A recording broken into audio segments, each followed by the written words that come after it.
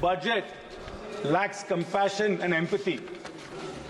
And the blame, I say this with all responsibility, lies at the doorstep of the Prime Minister.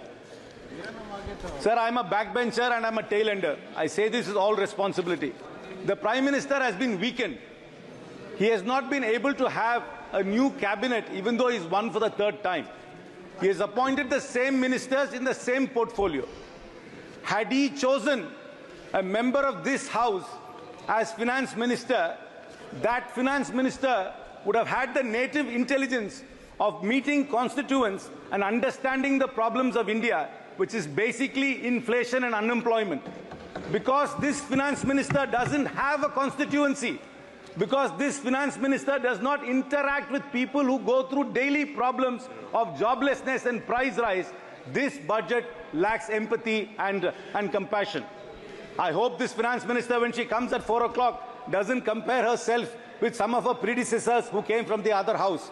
Their economic background is much different from hers.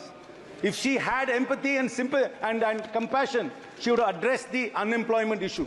There are 10 lakh vacancies in the government of India. This budget does not speak about filling those vacancies. The GST is a mess. The GST has been the multi-slab GST is the cause of inflation and price rise. She has not addressed it.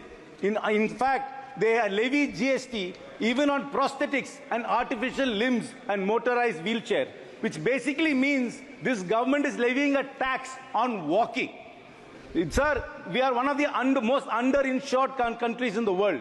This government levies 18% GST on insurance premium for health and life. Shame, sir, shame. This has to be withdrawn in this budget, sir. Sir, further, there have been students who have taken student loans who can't repay it because of the unemployment crisis in India. There has been no waiver or write-off or relief for those who have taken student loans. And the ELI scheme, as best, is woolly, sir. Sir, this government has no compassion and no empathy because it's divorced from the realities of India. Even their core constituencies are now complaining about them because they've removed indexation. By removing indexation, what you have really done is you are not giving the benefit of buffering yourself against inflation. You go read the social media posts. Your own core constituencies are criticizing you. This government is a fatigued government.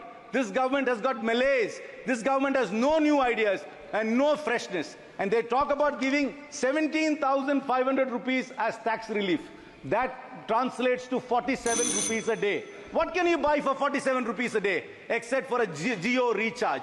Nothing else can be bought for 47 rupees a day other than a Jio recharge. Sir, this budget must be rejected by this House because it lacks compassion and empathy. Thank you very much.